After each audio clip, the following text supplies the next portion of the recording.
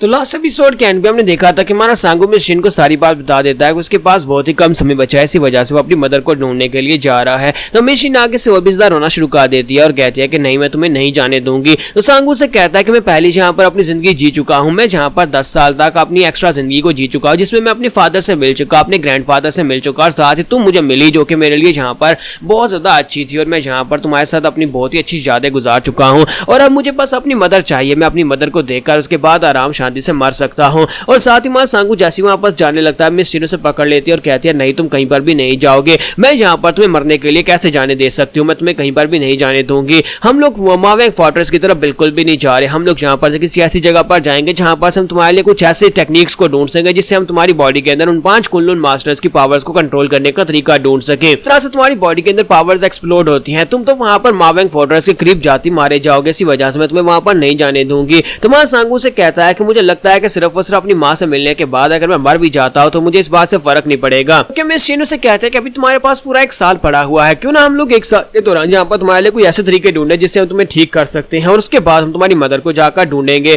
तो क्यों ना हम लोग जहाँ पर ऐसा करते हैं। तो उसे कहते हैं कि तुम्हें यहाँ पर मरने की जरूरत नहीं है, पहले हम लोग यहाँ पर तुम्हारा इलाज करवाते हैं और उसके बाद हम लोग जाकर उसे ढूंढेंगे। हम लोग माउंट गोल्ड के अंदर नहीं जा पाए थे क्योंकि वहां पर एक पैलेस बन चुका है, तो क्यों ना हम दोनों सीधा यहाँ पर से माउंट गोल्ड की तरफ जाए और वहां पर जाकर सीक्रेट पैलेस के अंदर जाए, वहां पर से हमें कोई ऐसी टेक्निक जरूर मिलेगी जिससे हम लोग तुम्हारी एनर्जी को सप्रेस कर सकते हैं। तो पहले हम लोग वहां पर चाहते हैं। तुम्हारा सांगू होता है वहां पर सर हिलाता और कहता है कि नहीं, मैं ऐसा नहीं करूंगा। जबकि मिस शिनो से कहती है कि प्लीज मेरी बात मान लो और इसी के साथ डेथ रीपर भी उसे कहता है कि यंग मास्टर प्लीज यहाँ पर मिस शिन जैसा तुम्हें कह रही है वैसा ही करो। अगर तुम यहाँ पर मावेंग फोर्ट्रेस में इस वक्त जाते हो तो फिर तुम्हारे बचने के चांसेस बहुत ज्यादा कम है। मैं वहां पर जा सकता हूँ क्योंकि मुझे वहां पर मावेंग फोर्ट्रेस के बारे में काफी कुछ पता है। मैं अंदर जाऊंगा, जाकर तुम्हारी मॉम के बारे में सब कुछ ढूंढ कर लाऊंगा। मैं अपनी मैडम को बचाना चाहता हूँ और मैडम के लिए अगर मुझे अपनी जान भी देनी पड़ी तो मैं उसके लिए इन्फॉर्मेशन निकाल कर लाऊंगा। फिलहाल के लिए आपको जाना चाहिए मिस शिन के साथ, जाकर अपना इलाज करवाना चाहिए क्योंकि अभी आपके पास 1 साल है, तो 1 साल में आप यहाँ पर अपना इलाज करवा सकते हैं और उसके बाद मावेंग फोर्ट्रेस में जाकर अगर आपकी मॉम जिंदा है तो हम लोग जाकर उसे बचा लाएंगे। फिर तुम्हारी माँ जो थी वो सावांग यूनिट की एक मेंबर हुआ करती थी, इसी वजह से उनके रिकॉर्ड्स के अंदर से कम उनकी फैमिली बैकग्राउंड के बारे में पता चल जाएगा। अगर वो जिंदा ना भी हुई तो कम से कम तुम्हें यहाँ पर अपनी नानी या फिर उसकी फैमिली के या फिर उसके रिश्तेदारों के बारे में पता चल जाएगा जिनसे तुम मिल सकते हो। मिस शिनो से कहता है कि मुझे लगता है कि ये बिल्कुल ठीक कह रहा है, गार्ड जियोन पहले भी वहां पर जा चुका है और ऊपर से वो एक असैसिन है, तो बड़ी आसानी के साथ वहां पर फोर्ट्रेस के अंदर जाकर इंफॉर्मेशन निकाल कर ले आएगा।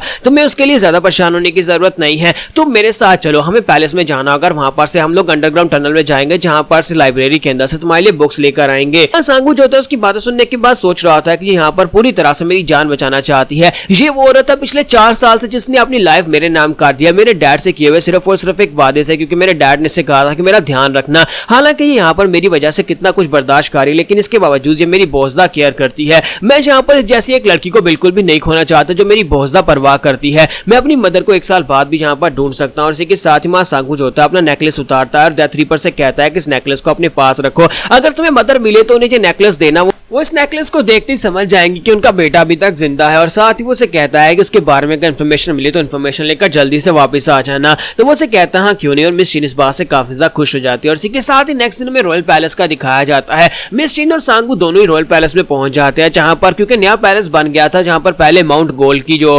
एंट्रेंस हुआ करती थी यानी उसका दरवाजा हुआ करता था, उस दरवाजे के ऊपर एक पैलेस बन चुका है। तो इन दोनों को यहाँ पर पैलेस के अंदर घुसना पड़ता है। पैलेस के अंदर का सीन दिखाते हैं जहां पर यंग एम्परर जो होता है वो अपनी चेयर के ऊपर बैठा होता है और अपने मंत्रियों से बात कर रहा होता है। यंग एम्परर को वहां पर एक दिक्कत का सामना करना पड़ रहा होता है क्योंकि उसका एक आर्मी का जनरल जो होता है उसे ये बिल्कुल ही पसंद नहीं होता कि वो यंग यानी कि उनका जो प्रिंस है वो एम्परर बनकर गद्दी पर बैठ गया। उसे लगता है कि ये एम्परर बनने के लायक नहीं है, इसी वजह से वो यहाँ पर पूरी तरह से उसे हटाने के बारे में सोच रहा होता है। तो यंग एम्परर कहता है कि अगर हमारे कैप्टन आर्मी का कैप्टन यहाँ पर मौजूद होता तो मुझे यहाँ पर इस जैसे जनरल से डरने की जरूरत नहीं थी और यहाँ पर बड़ी आसानी के साथ में गद्दी के ऊपर बैठा रह सकता था। और उसका मंत्री उसे कहता है कि हाँ सर ये बात तो वाकई में सच है। तो इसी के साथ ही यंग एम्परर से कहता है कि बताओ कि प्रिपरेशंस कैसी चल रही हैं, क्या तुम्हें कोई ऐसे वॉरियर्स मिले जो कि इस बार के कंपटीशन में हिस्सा लेकर उन लोगों को हरा सकते हो, जनरल का मुंह बंद कर सकते हैं। तो वो कहता है कि सर मैं यहाँ पर पूरी कोशिश कर रहा हूँ ताकि आपके लिए कुछ ऐसे वॉरियर्स को ढूंढ कर ला सकूं जिससे हम लोग यहाँ पर जनरल का मुंह बंद करवा सके। तो यंग एम्परर से कहता है क्या तुम्हें वाकई में लगता है कि वो जनरल की फैमिली की आर्मी के सामने टिक पाएंगे? तो मंत्री से कहता है कि सर जनरल की आर्मी जो है वो काफी ज्यादा बेहतर है, उनके फैमिली की मार्शल आर्ट्स भी काफी ज्यादा बेहतर है।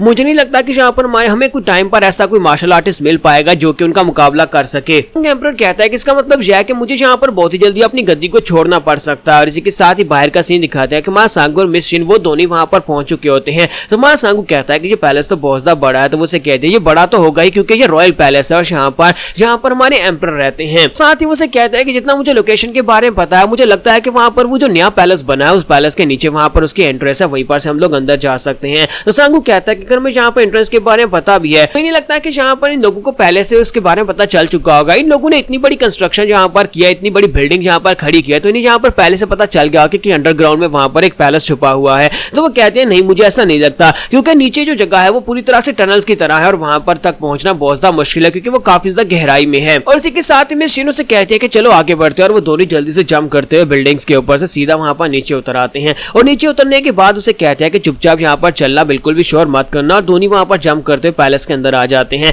जब वो पैलेस के अंदर आते हैं तो हमारा सांगू से कहता है कि हम लोग आगे यहाँ पर क्या करने वाले हैं। तो वो उसे कहते हैं कि हम लोग बस यहाँ पर से आगे बढ़ेंगे और वहां पर जाकर हमें एक पत्थर निकालना होगा जिससे हमें नीचे का रास्ता मिलेगा, हम लोग अंदर चले जाएंगे। सांगू से कहता है लेकिन बाहर से यहाँ पर तो रास्ता ब्लॉक्ड है। तो वो उसे कहते हैं कि हमें अंदर जाना होगा, हमें पैलेस के अंदर जाना पड़ेगा, यानी कि हम लोग पैलेस के अंदर ही जाकर रास्ता निकालेंगे। तो वो उसे कहता है कि अंदर जाएंगे तो फिर खतरा बहुत ज्यादा है। तो वो उसे कहते हैं नहीं, खतरा तो है लेकिन हम लोग जहाँ पर चुपचाप अंदर जाने वाले हैं। और इसी के साथ में शिन जल्दी से जंप करते ऊपर चली जाती है और माँ सांगू से कहता है कि ठीक है मैं भी आ रहा हूँ। और इसी के साथ ही वो दोनों भी वहां पर अंदर आ जाते हैं। और जैसे वो दोनों वहां पर अंदर आ जाते हैं तो अंदर आने के बाद में शिन उसे कहते हैं कि मुझे लगता है कि यहीं पर से हमें पत्थर उठाना पड़ेगा, ये नीचे वाले पत्थर को काट कर बाहर निकाला तो नीचे रास्ता निकल आएगा। सांगू से कहता है लेकिन हम लोग इसे तोड़ेंगे कैसे? अगर हमने इसे यहाँ पर फोर्सफुली तोड़ने की कोशिश की तो फिर तो यहाँ पर आवाज होगी जिसकी वजह से सभी लोगों को पता चल जाएगा। तो शिन उसे कहते हैं कि नहीं पता चलेगा, हम लोग यहाँ पर बिना आवाज के यहाँ पर इसे निकालने वाले हैं। उसी के साथ में शिन अपनी तलवार को यूज करते वहां पर पत्थर को काटना स्टार्ट करती है और वो बड़ी आसानी के साथ वहां पर पत्थर को काट देती है। और पत्थर को काटने के बाद उसे कहते हैं ये काफी ज्यादा भारी है, अब तुम्हें इस पत्थर को यहाँ पर से उठाना होगा।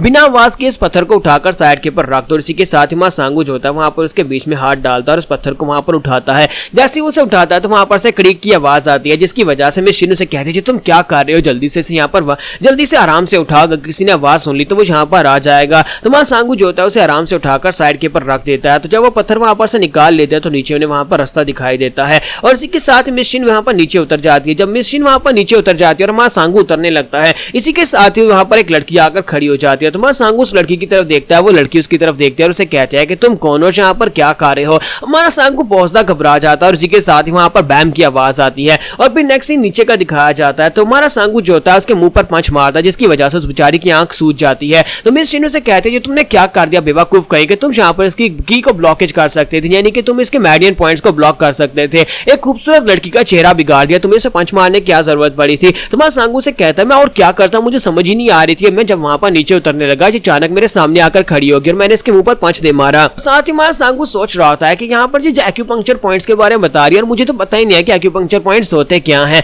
और वैसे भी यहाँ पर पंच ने भी तो वही काम किया है जो कि वहां पर एक्यूपंक्चर पॉइंट्स काम करते। मां सांगू से कहता है कि अब हम लोग यहाँ पर इस लड़की का क्या करेंगे। तो यहाँ पर हम लोग अपनी एपिसोड 51 का एंड करेंगे। नेक्स्ट एपिसोड में देखेंगे कि ये लड़की कौन है और इस लड़की का हिसाब में अब क्या रोल होने वाला है। तो एपिसोड की एक्सप्लेनेशन अच्छी लगी तो कमेंट करके जरूर बताइएगा और वीडियो को लाइक करना मत भूलिएगा। Thank you.